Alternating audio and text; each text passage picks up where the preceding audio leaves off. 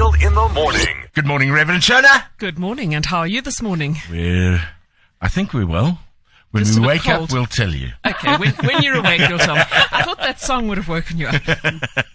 So I have to just share one memory of that song. We have a retirees' tea at the end of the year, and even the 100-year-olds dance around the hall to that song. I don't think you can help it. I think it's one of those things where your body involuntarily starts doing the locomotion. Yeah. Oh. This morning I want to look at how we are as people and whether we ever ask ourselves that. So when I come in the morning, I say, how are you? And I do that for everyone. How are you doing? What's going on? But how often do we ever say that to ourselves? Do I wake up in the morning and say, how are you, Shona? I mean, do you ever wake up and say, how are you, Jeremy? No, How are you, Sam? actually, I never do. I do. I have a post-it note, believe it or not. When I do a check-in with myself every morning.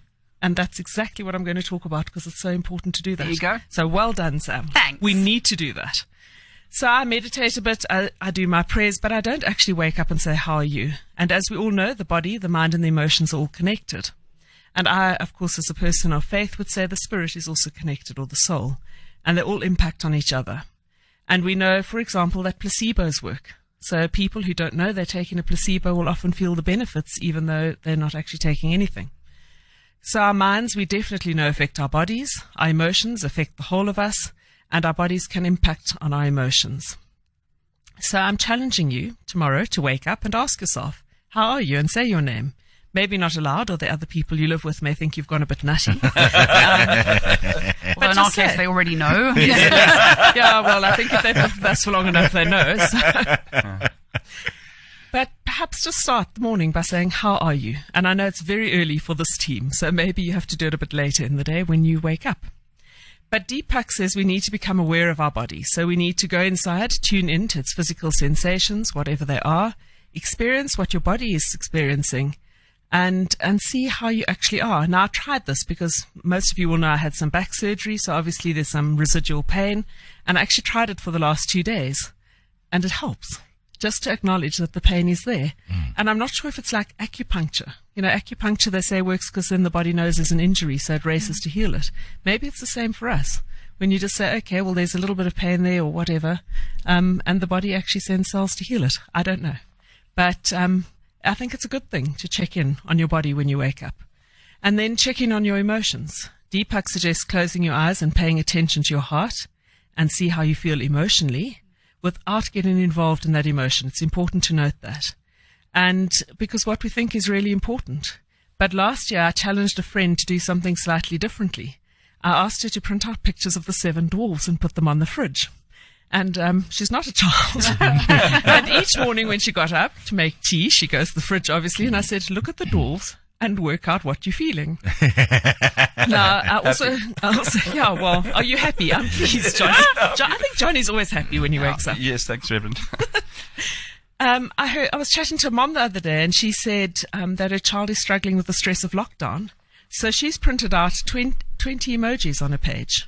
And all she does every morning, and her child's quite a young child, is put out the sheet, and the child points to the emoji that he's feeling that day.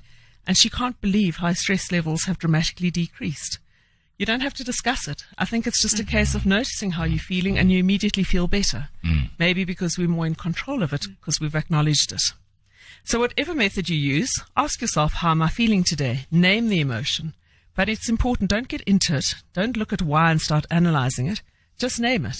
It really helps. And then we can look at the mind. So what's your mind up to? What are you focusing on?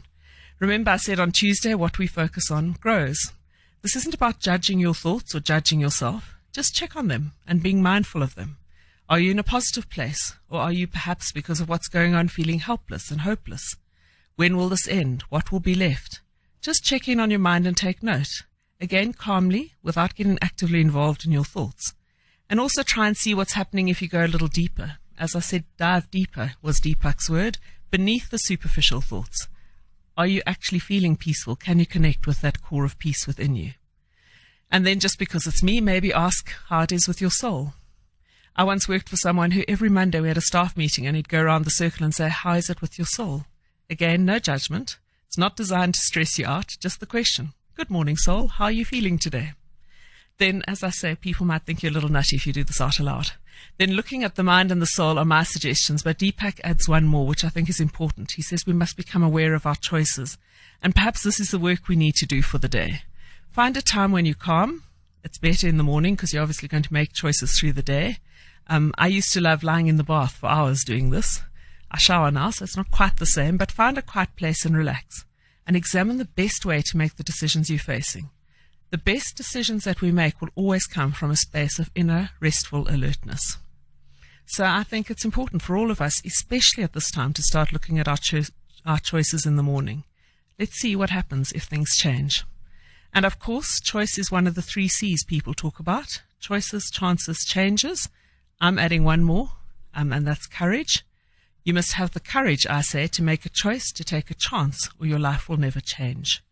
And it takes tremendous courage at the moment. We've been forced to make choices, and it does take courage, and it does take energy. And so we need to be deeply aware of how we are. This pandemic has put most of us in a position where we have to make changes all the time.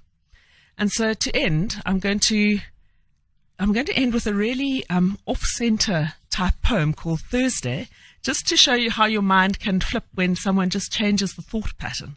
But remember to look after yourself, ask for help if you need it, be kind to yourself, and just check in with your body, your mind, your emotions, and your soul, and your choices each day. So here's the poem, and it's by someone called Elaine Beckett.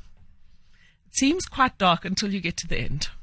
When the dusk comes in as quiet as this, as low as this, as dense as this, like your whole world has gone back to where it began, and you wonder how you got into this mess, the kind of mess you cannot see an end to, as it may already have ended very badly, and all you can hear is the sound of your own voice, spoken deep inside your own head, it's probably best to step back from whatever kind of brink you imagine you've reached. Think about something else, something small and practical, like boiling an egg. On that note, may God bless you and keep you safe. Right, go boil an egg. Yes. Bye. Mansfield in the morning. Jeremy, Simon, John, and Sam. Weekdays 6 till 9. On Hot 91.9.